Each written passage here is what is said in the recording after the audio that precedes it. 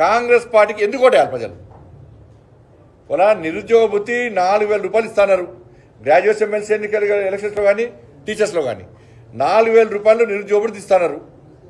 ఇవాళ 14 నెలలు నడుస్తున్నది. ఇవాళ ఒక్కొక్కరికి 56,000 రూపాయలు ఇవ్వాలి.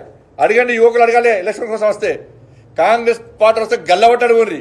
56,000 రూపాయలు మాకు ఇవ్వాలి, నిరుద్యోగ భృతి ఇస్తున్నారు. ఎందుకు ఇస్తారో గల్లబట్టి అడిగి ఓటేయండి. ఇస్తే ఓటేయండి. వాళ్ళ 2 లక్షల ఉద్యోగాలు సంవత్సరం లోపల నియమిస్తామన్నారు. 25,000 ఉద్యోగాల కోసం నోటిఫికేషన్ ఇచ్చి 50,000 ఉద్యోగాలు ఇస్తామని చెప్తున్నారు. ఇచ్చింది 20,000 ఉద్యోగాల నోటిఫికేషన్. మరి 50 ఉద్యోగాలు ఎక్కడ ఇచ్చారు? అడుగురి, ఇలా కలవట అడుగురి. నిరుద్యోగ యువత అడగాలి వాళ్ళను. ఏమైంది 2 లక్షల ఉద్యోగాలు ఏమని?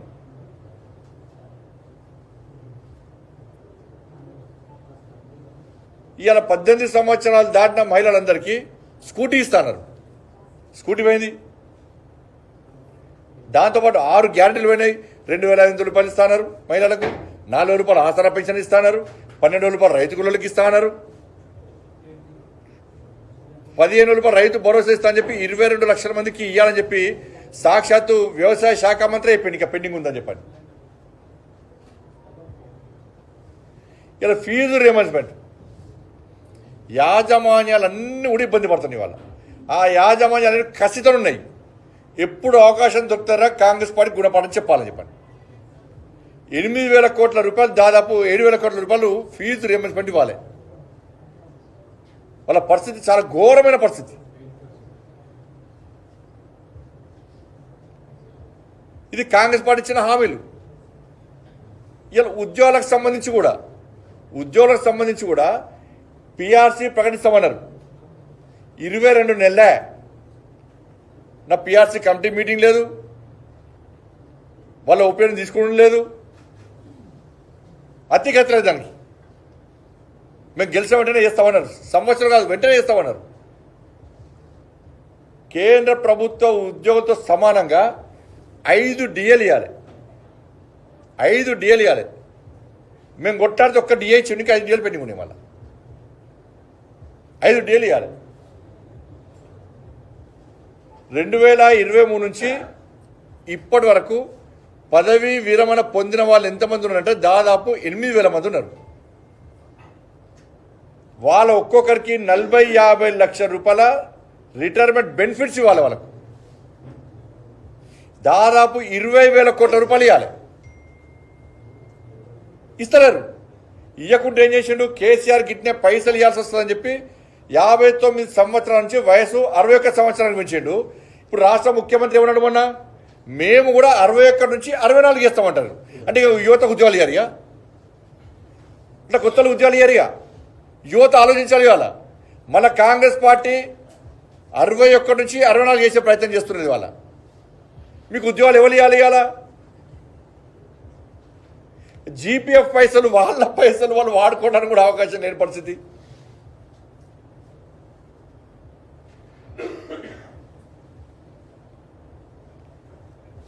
కాబట్టి ఈ విధంగా మొత్తం వ్యవస్థనే సర్వనాశనమైంది.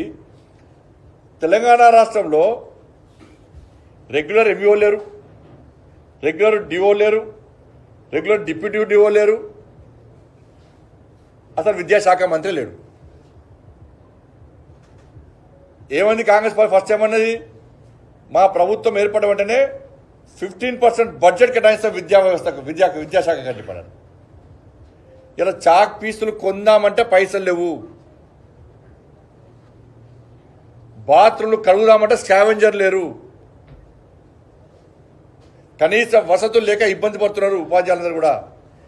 ఎక్కువ సెస్కు లోనవుతున్నారు. వాళ్ళు పని ఒత్తిడికి లోనవుతున్నారు. ఆజమాయిషీ లేకుండా అయిపోయింది.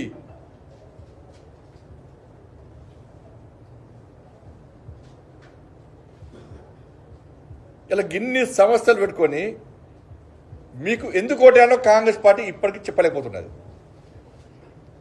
కాంగ్రెస్ పార్టీకి మేధావర్గం ఎందుకు ఓటేయాలో ఇప్పటికీ కాంగ్రెస్ పార్టీ చెప్పలేకపోతున్నది. అందుకే వాతావరణం అంతా కూడా మా కోసం కొట్లాడేది మేమన్నా. ఇలా ఉద్యోగుల కోసం కానీ నిరుద్యోగ యువత కోసం కొట్టాడేది మేము. ఇదే 317 జీవో వల్ల దాదాపు 20 మంది 15 నుంచి 20 మంది ఉపాధ్యాయులు ఆత్మహత్య చేసుకున్నారు.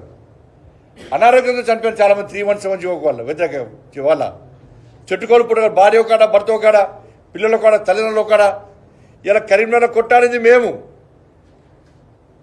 దాదాపు 15 నుంచి 18 కార్యకర్తలు జైలుకు పోయారు. నేను కూడా జైలుకు పోయినా. 10 మంది కార్యకర్తల కాళ్ళు చేతులు విరిగినాయి, తలలు వలిగినాయి. మా కార్యాలయం దాడి చేసిర్రు, రంపాలతో కోసిరు, కట్టి మిషన్తో కోసి పడేసిర్రు, ఫైర్ ఇంజన్ మిషన్ కొట్టిరు మమ్మల్ని. కానీ ఏ ఉపాధ్యాయ సంఘం రాలేరు. ఉపాధ్యాయుల సమస్యలు ఎదుర్కొంటే కేసీఆర్ అనే మూర్ఖుడు 317 జీవన మూర్ఖతో బిల్లు తీసుకొస్తే ఏ ఉపాధ్యాయ సంఘం రాలే. తప్ప అది కొట్లాడింది మేము, జైలుకి పోయింది మేము, ప్రభుత్వం స్పందించే విధంగా గల్లబట్టి మెడలు వంచింది మేము. మరి కాంగ్రెస్ పార్టీ వచ్చింది ఆ రోజు. ఎందుకంటే కాంగ్రెస్ పార్టీకి ఉపాధ్యాయ వర్గం ఆలోచించాలి.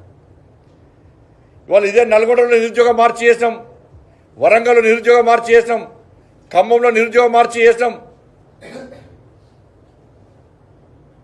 పిఆర్సీ మీద కొట్లాడినాం, డిఎల్ కోసం కొట్లాడినాం, ప్రమోషన్ కోసం కొట్లాడినాం. కొట్లాడింది మేము.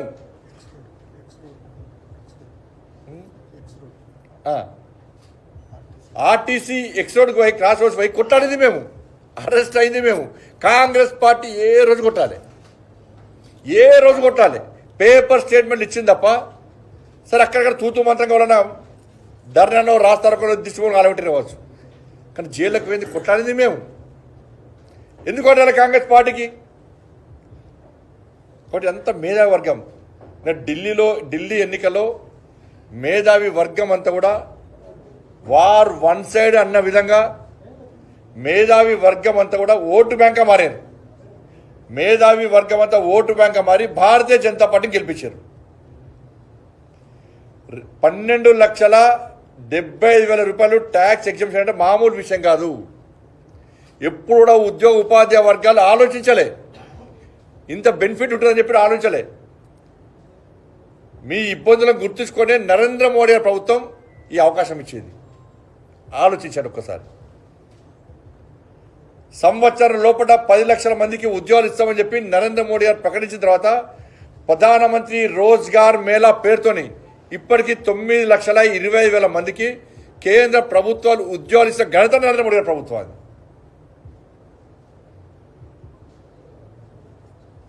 కాబట్టి ఇవన్నిటి గురించి చర్చ జరుగుతున్న సందర్భంలో బీఆర్ఎస్ పార్టీ కాంగ్రెస్ పార్టీ లోపాయకారి ఒప్పందం విషయంలో చర్చ జరుగుతున్న సందర్భంలో ఇవాళ కుల గణనాన్ని పట్టుకొచ్చి ఇలా ప్రజల దృష్టి మళ్లించే ప్రయత్నం కాంగ్రెస్ పార్టీ చేస్తున్నది. అరే కేసీఆర్ ప్రభుత్వం ఉన్నప్పుడు మాత్రం సకల జనుల సర్వే, నేను ఆ రోజు 100 స్పీడ్లో పోయిన హైదరాబాద్ కర్మారు. ఏమో ఈ సర్వేలో పాల్గొంటేనే తెలంగాణ లేకుండా కాదట. ఇట్లా సెంటిమెంట్ అగిలిస్తే ఉన్న వాళ్ళందరూ పోయి స్వచ్ఛందంగా సర్వేలో పాల్గొన్నారు. ఆ రిపోర్ట్స్కి పోయి కింద సంఖ్యలు పెట్టడం కూర్చున్నాడు. ఎవరికి ఇస్తున్నాడు? అది ఏ లాకాల్లో పెట్టి ఉన్నాం. మరి అది ఆ రోజు కేసీఆర్ ఏం రిలీజ్ చేసిండు? అలా సకల జన సర్వే చేస్తే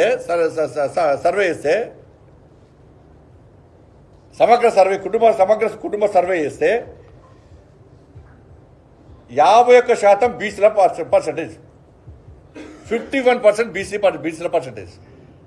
ముస్లింలు కలపలే. కానీ రేవంత్ రెడ్డి సర్కారు చేస్తే బీసీల సంఖ్య పెరిగాలన్నా తగ్గి 46% వచ్చింది. తగ్గించిండు.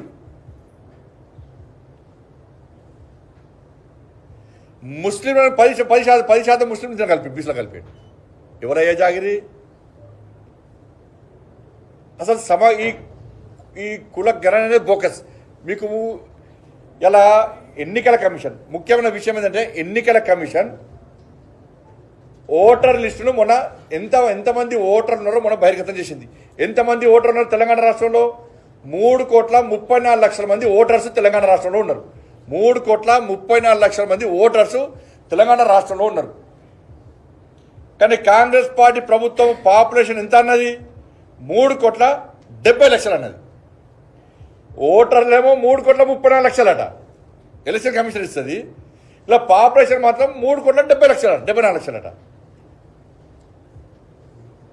ఇది ఎక్కడ అంటే ఎంత తేడా ఉంటుంది? అంటే మిగతా జనం ఏడమేరు. ఇలా మేధావి వర్గం కానీ నిపుణులు కానీ వాళ్ళు ఏం అంచనా వేస్తున్నారు? తెలంగాణ రాష్ట్ర జనాభా ఇప్పుడున్న పరిస్థితి ప్రకారము 4,30,00,000 ఉండాలి. 4,30,00,000 జనాభా ఉండాలి. ఏ రేషియో ప్రకారం? ఎలక్షన్ కమిషన్ 3,34,00,000 మంది ఓటర్స్ ఉన్నారని చెప్పి ప్రకటించిన తర్వాత ఆ రేషియో ప్రకారము 4,30,00,000 మంది జనాభా ఉండాలి.